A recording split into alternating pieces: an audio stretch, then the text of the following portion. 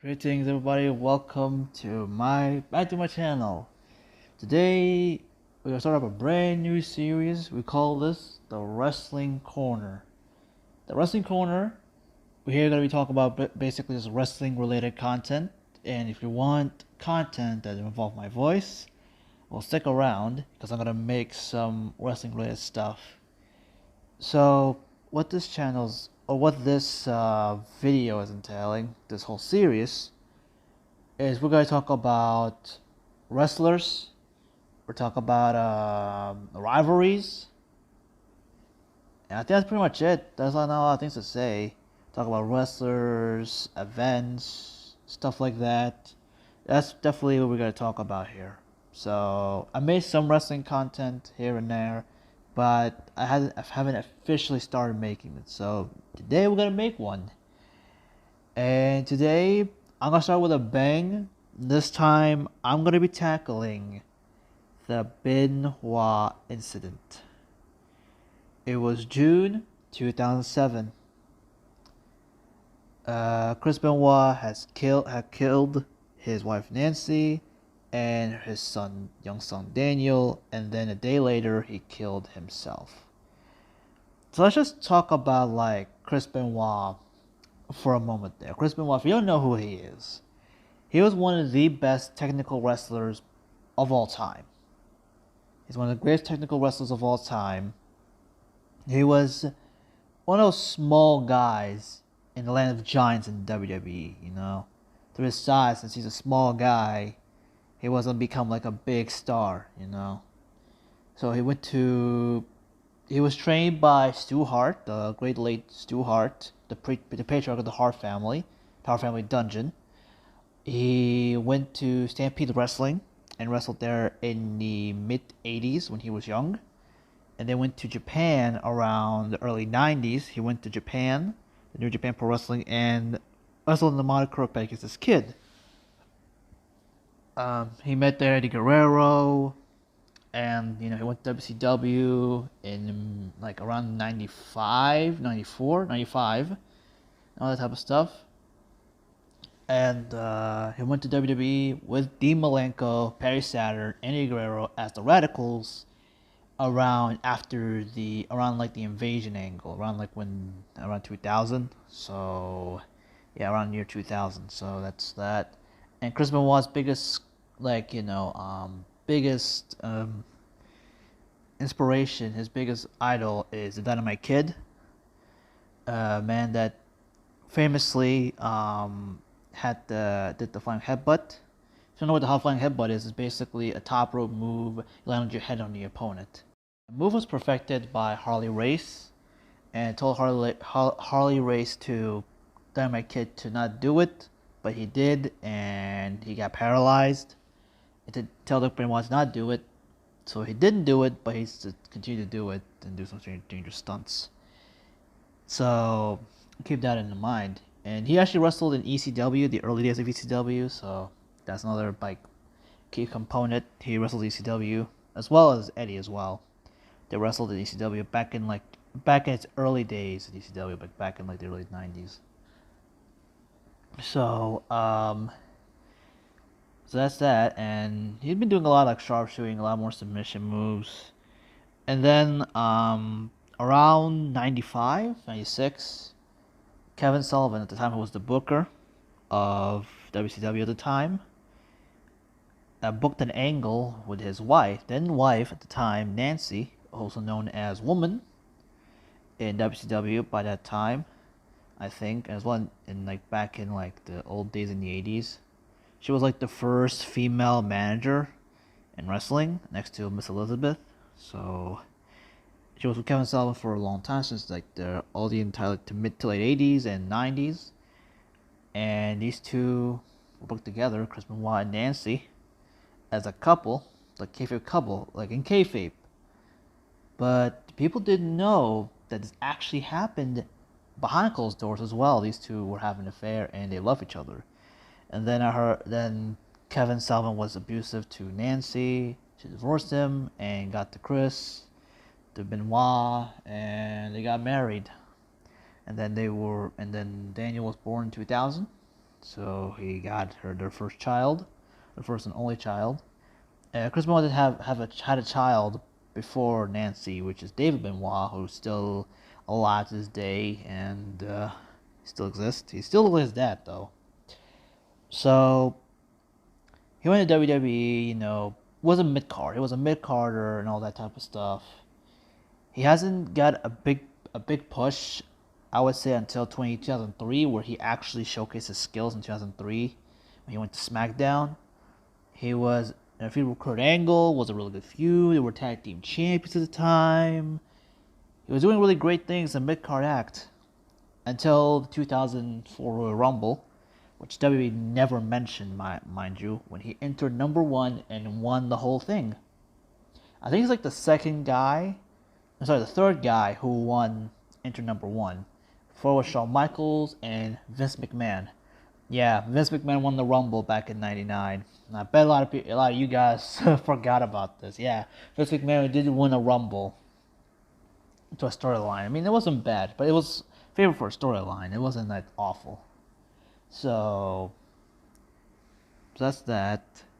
So he won the Rumble. He went to Raw and challenged Triple H at the time he was WWE World Champion. And Shawn Michaels, and it was a Triple Threat match. It was an awesome match. I watched the whole match. I recommend watching the whole thing. And then Benoit won the world title for his first and only time. Won the World Heavyweight Championship, and then you see one of the best moments and forgettable moment that WWE wants to forget as well is the hug between Eddie and Chris Benoit and them raising the championship. It was an awesome way to end WrestleMania. By far the best way to end WrestleMania. Way better than that god-awful Daniel Bryan, thing that happened. So, that's that. So, his run as world champion was very lackluster because he was down in the mid-card still. He wasn't featured as a top guy, and then he lost the title to Randy Orton. At the time, Randy Orton was a fresh young star, and he won the world title at the age of 24, which definitely is the youngest world champion in history. If you can count like Paige, she won the Divas title when she's like 21, so she's kind of like my age. But anyways, back to Benoit. Things would happen to him. He was doing great and everything. Then the downfall happened. And then after that, around 2005, late 2005, around November 18th, I think I just like the date, correct date, goddamn, I can't even talk. Sorry about that. It's where, Eddie Guerrero died and passed away through heart failure at the age of 38. And Chris Benoit was deeply saddened by it because these two know each other inside and outside the ring. They know on the personal level.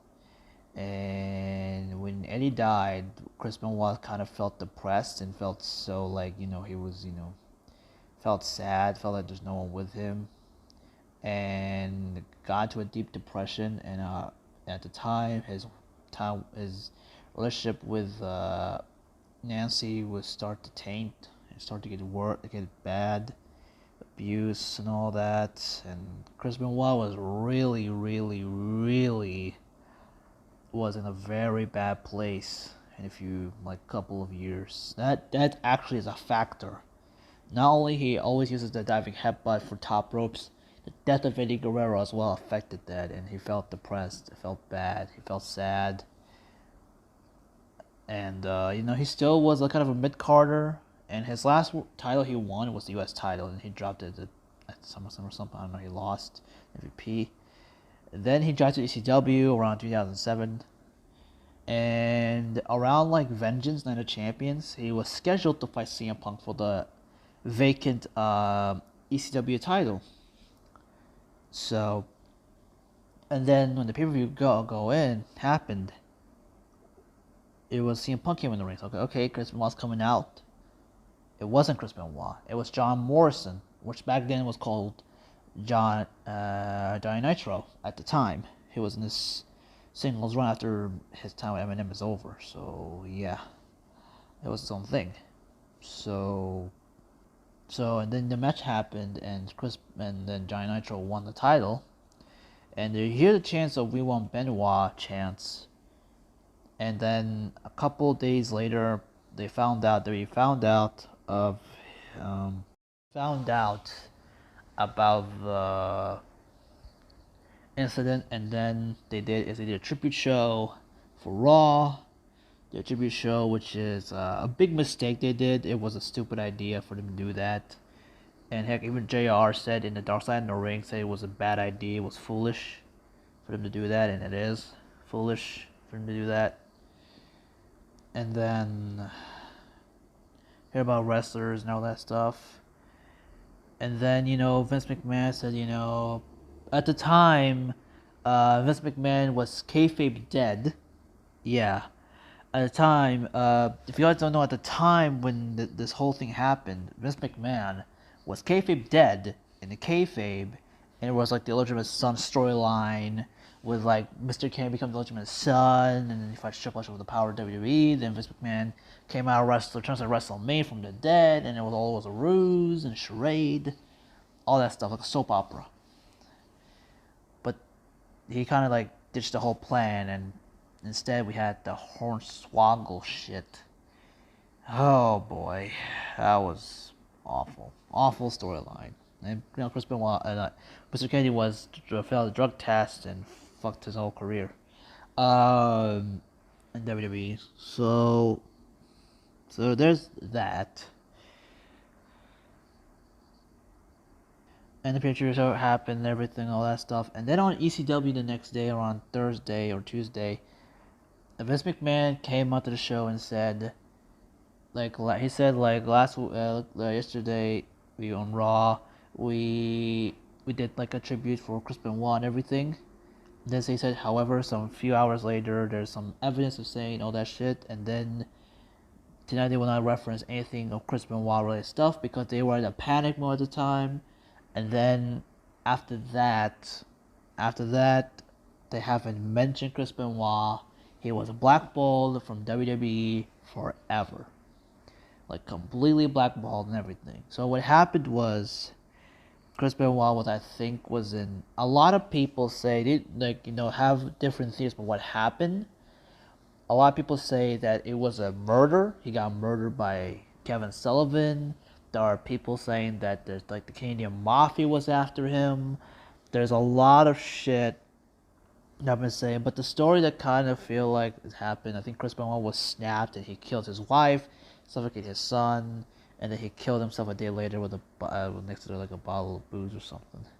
I don't know what happened. A lot of people said it's like roid rage. I don't know, maybe because he heard. I'm not sure really.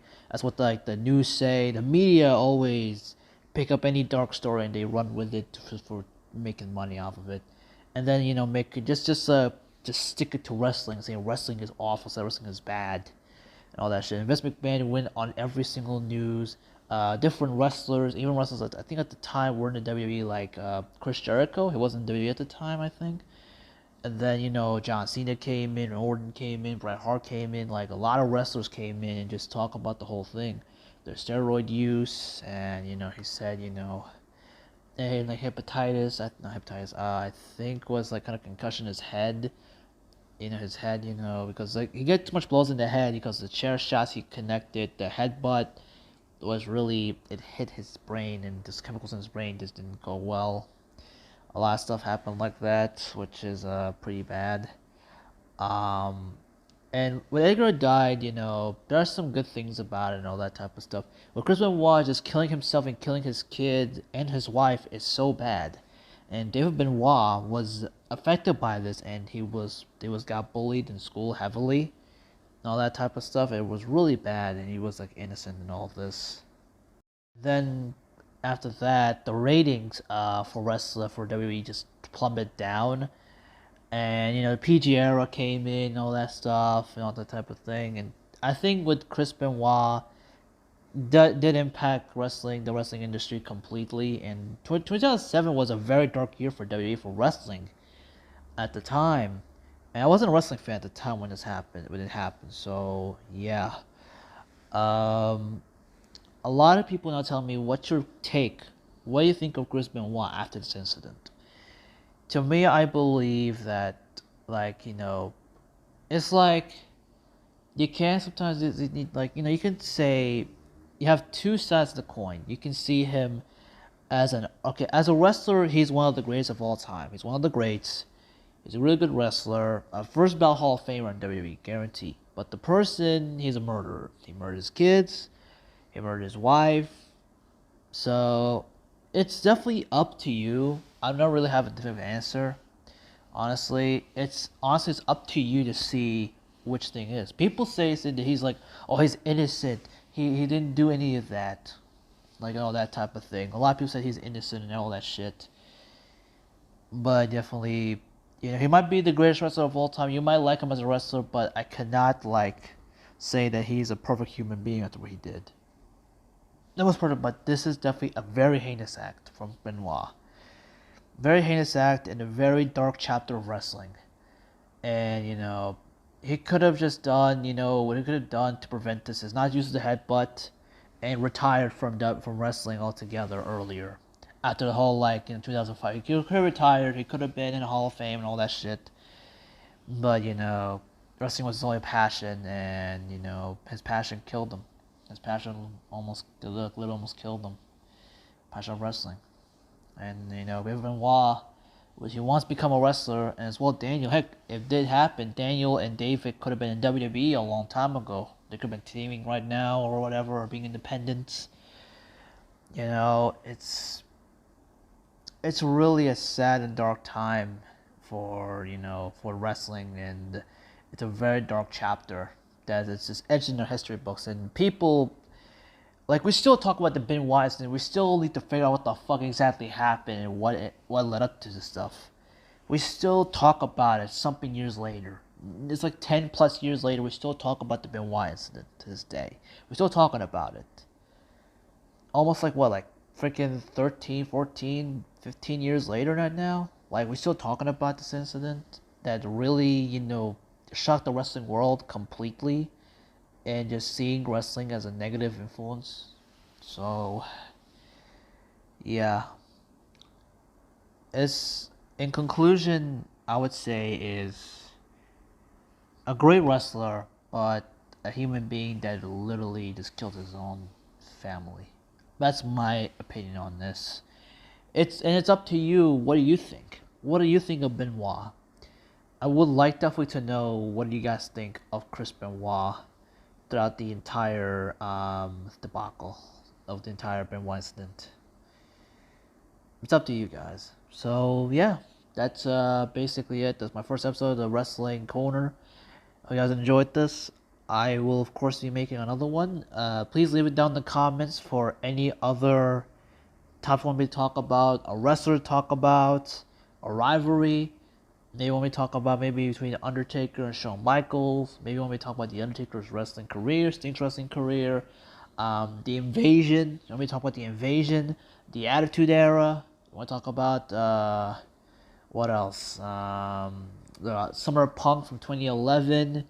I can talk about that. A lot of stuff. So the CM Punk thing versus WWE, let me know. I like to talk about this type of stuff. So leave it down in the comments or DM me on Instagram. I'll put it as a vote. So yeah, this is Chris Walker, and I'll see you guys next time. See ya.